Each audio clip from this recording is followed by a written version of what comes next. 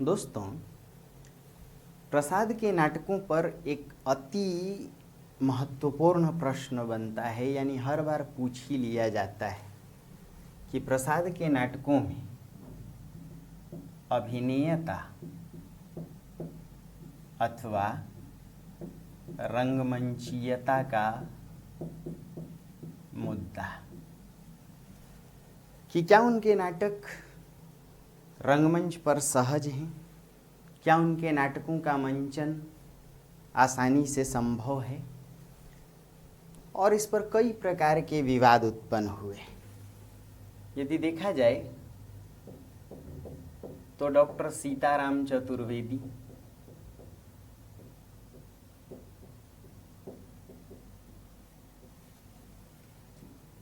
Doctor Shivdan Singh Chauhan,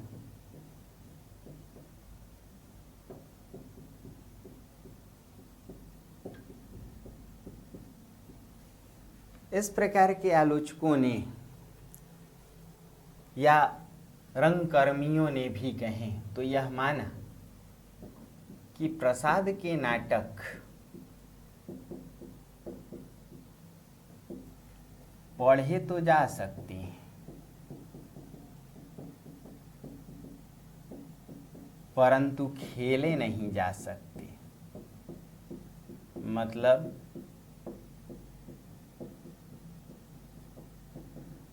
इस dialogue ने यह स्पष्ट कर दिया कि जयशंकर प्रसाद जी में नाट्य दृष्टि तो थी, परंतु रंग दृष्टि का अभाव था।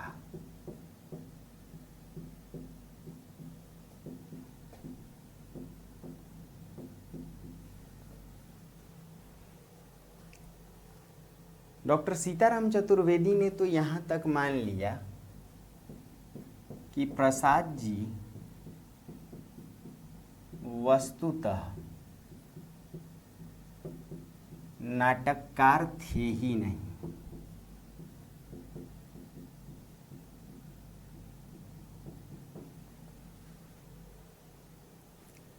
स्वयं जयशंकर प्रसाद जी ने, यानी प्रसाद जी साहित्यकार तो थे किंतु नाटककार नहीं थे। एक कवि थे, कुशल उपन्यासकार भी थे, कहानीकार भी थे, किंतु नाटककार नहीं थे। इस डायलॉग का यही अर्थ है कि उन्हें नाटकों का मंचन नहीं आता था। नाटक किन तत्वों से मंचित होते हैं या नाटक रंगमंच से कैसे जुड़ें, इस बात की जानकारी प्रसाद जी को नहीं थी। दोस्तों, स्वयं प्रसाद जी नाटकों के मंचन को लेकर चिढ़े हुए थे। रंगमंचों को लेकर उनके मन में एक शिकायत थी। उन्होंने लिखा कि हमारे यहाँ रंगमंच पहले से तैयार हैं,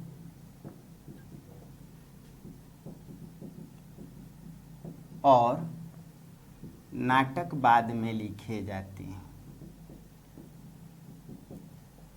होना तो यह चाहिए कि नाटक के अनुरूप रंगमंच तैयार हो, यानी नाटक को मंचित करने के लिए किन तत्वों की आवश्यकता पड़ेगी, इसे ध्यान में रखकर ही रंगमंच तैयार किया जाए।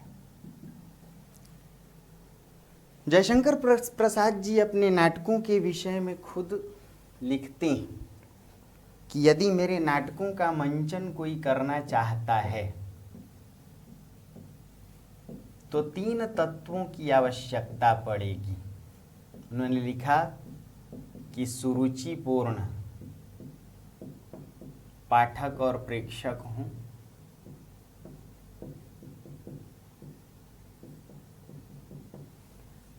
दूसरी बात उपयुक्त मात्रा में द्रव्य राशि हो। भाई मेरे नाटक खेलने में, क्योंकि इनमें पात्रों की संख्या अधिक है, नाटकों में दृश्य अधिक हैं, ये दृश्य जटिल भी हैं, वेशभूषा का संचालन भी थोड़ा महंगा है, इसीलिए उपयुक्त मात्रा में द्रव्य राशि हो और प्रेक्षक भी अपनी रुचि लेकर के आए, क्योंकि मेरे नाटक बड़े होंगे भाई, 5-5 अंक, एक अंक में 8-8, 9-9 दृश्य, तो जाहिर सी बात है कि नाटक का मंचन अपने आप में समय साध्य होगा, टाइम टेकिंग होगा, तो लोग अपनी रुचि लेकर के आए।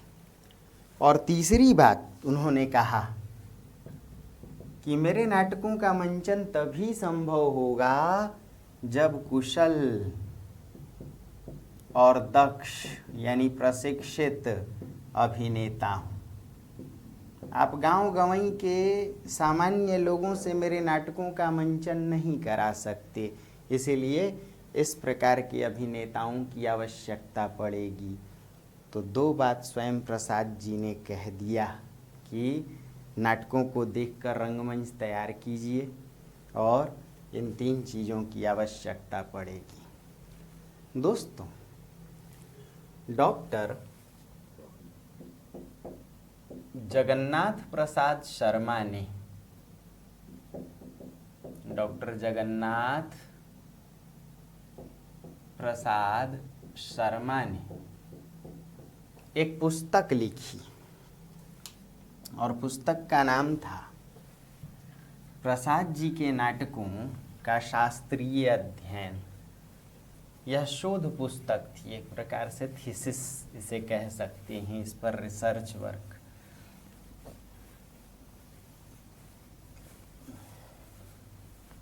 तो पुस्तक का नाम क्या था? पुस्तक का नाम था प्रसाद जी के नाटकों का शास्त्रीय अध्ययन।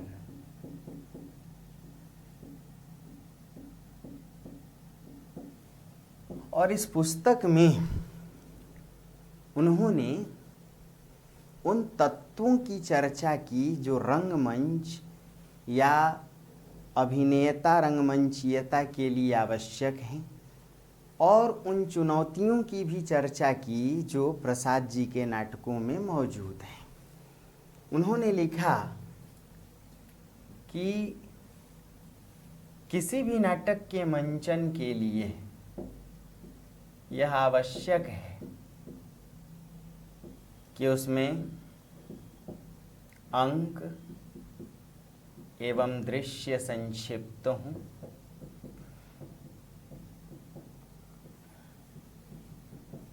दूसरी बात दृश्य जटिल ना हो,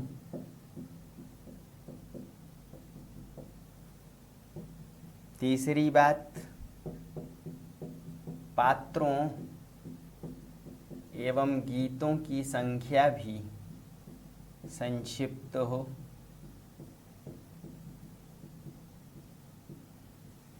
चौथी बात संवाद लंबे और उबाऊ ना हो,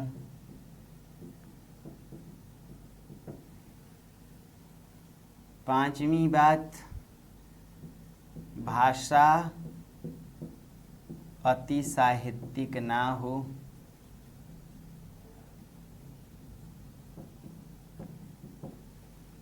और छठी बात दार्शनिकता का अतिशय प्रयोग ना हो।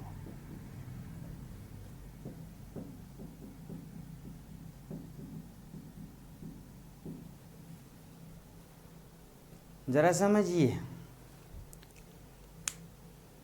पंडित जगन्नाथ प्रसाद या डॉक्टर जगन्नाथ प्रसाद शर्मा ने उन तत्वों की चर्चा की कि कोई भी नाटक तभी रंगमंच की दृष्टि से सहज या सफल होगा यदि उनमें ऐसे तत्व हों। क्या क्या?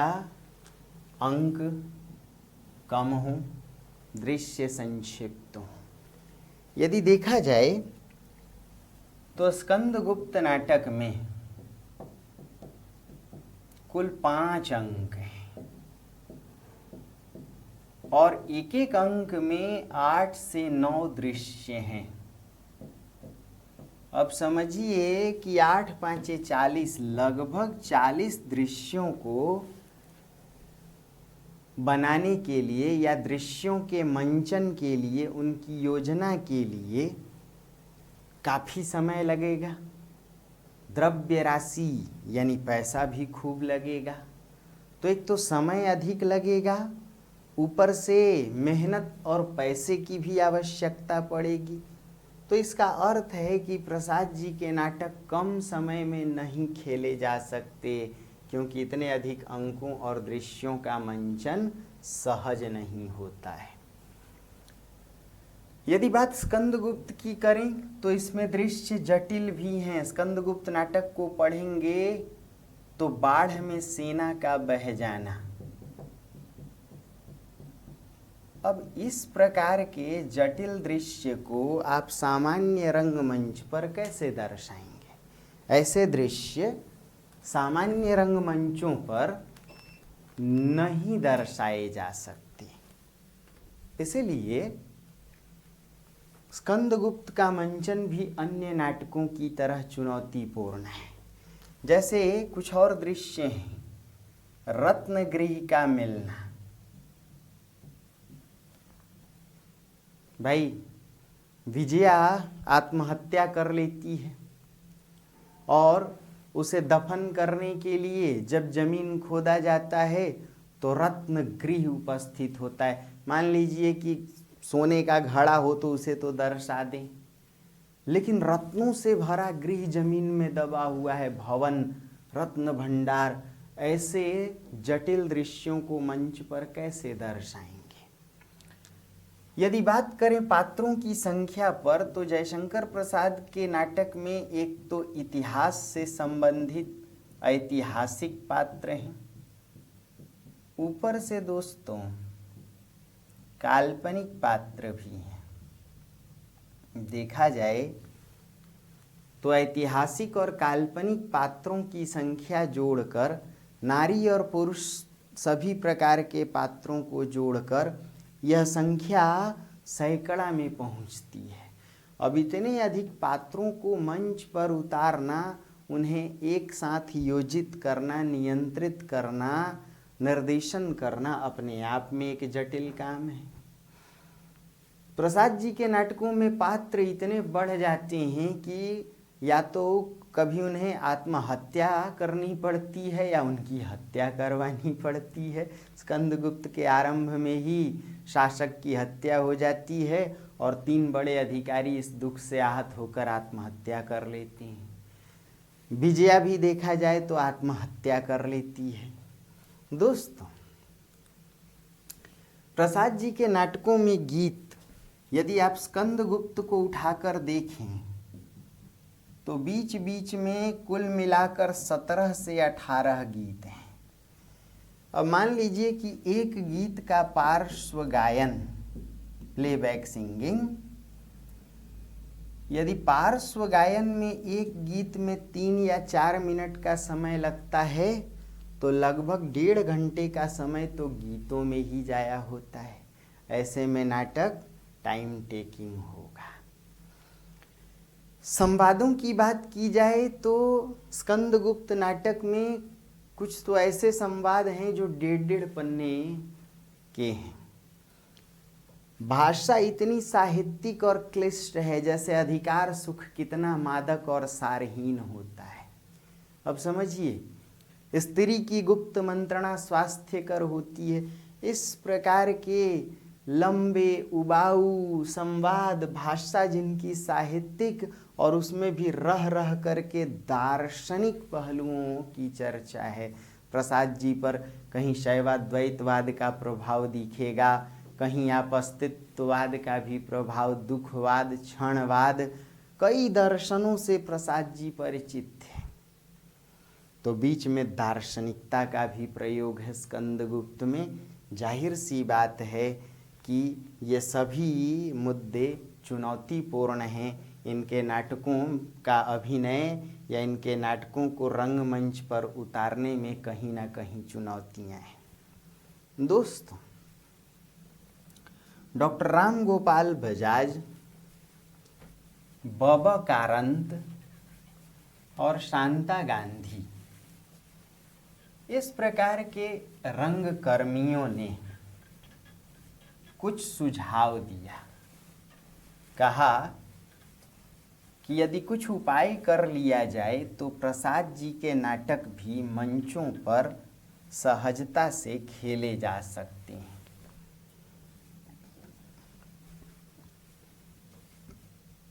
किसने किसने सुझाव दिया? बब कारंत, डॉक्टर राम गोपाल बजाज, वर्मा नहीं, वो आज के फिल्मी दुनिया के जुड़े हुए या आज के फिल्मकार कह लीजिए, लेकिन ये राम गोपाल बजाज नाट्य निर्देशक और शांता गांधी जैसे रंग कर्मियों ने कुछ सुझाव दिए। कहा पहली बात कि प्रसाद जी के नाटकों के अनावश्यक गीत निकाल दिए जाएं और उनकी जगह दूसरे नाटकों के भी चर्चित गीतों को रखा जाए। तो चर्चित कुछ गीतों को रखा जाए, इससे नाटक उबाऊ भी नहीं होंगे और समय की भी बचत होगी। दूसरी बात कि भाषा को लेकर अति तत्समनिष्ठ शब्दों को निकालकर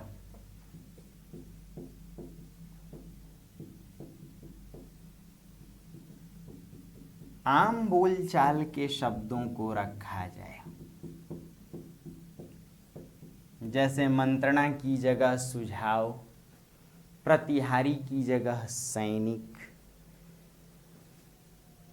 अपरिहार्य की जगह अनिवार्य या जिसे टाला न जाए, तो आम बोलचाल के शब्दों को रखा जाए।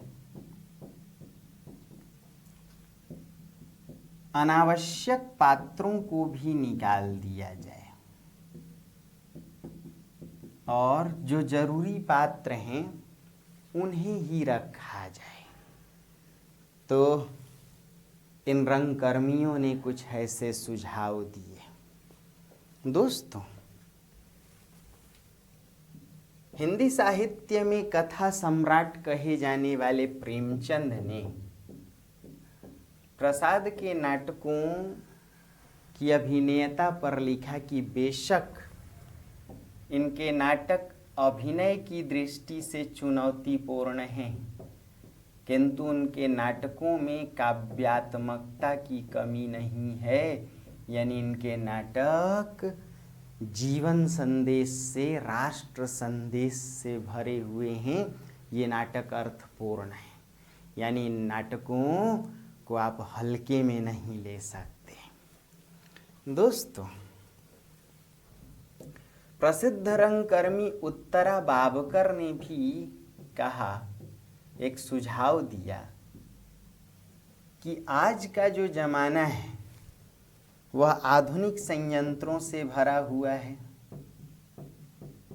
तो इस आधुनिक संयंत्रों के जमाने में जब ऑडिटोरियम, प्रोसेनियम, कई प्रकार के प्रेक्षागृह हैं, साज सज्जा से युक्त आधुनिक प्रेक्षागृह हैं, तो ऐसे प्रेक्षागृहों में प्रसाद जी के नाटकों का मंचन अब सहजता से हो सकता है। इसीलिए इन्होंने लिखा कि प्रसाद जी के नाटकों में अभिनेता या रंगमंचीयता का प्रश्न अब पुराना पड़ चुका है, क्योंकि आज आधुनिक टेक्नोलॉजी, आधुनिक साज सज्जा से युक्त ऐसे प्रेक्षागृहों में, ऑडिटोरियम में, प्रोसेनियम में ये नाटक बहुत आसानी से मंचित हो सकते हैं। इनमें बाढ़, इनमें सेना के बीच का युद्ध, इसमें बाघ का आक्रमण, रत्नगृह आदि जैसे दृश्यों को भी आसानी से मंचित किया जा सकता है। तो ये रहा दोस्तों स्कंदगुप्त में अभिनेयता अथवा रंगमंचीयता का प्रश्न। कितनी बात समझ में आ रही है? खूब ध्यान से सुनिए, लिखते जाइए, जहाँ दिक्कत हो कमेंट बॉक्स में भी लिखें। तो गॉड ब्लेस यू, ढेर सारी शुभकामनाएं आपको।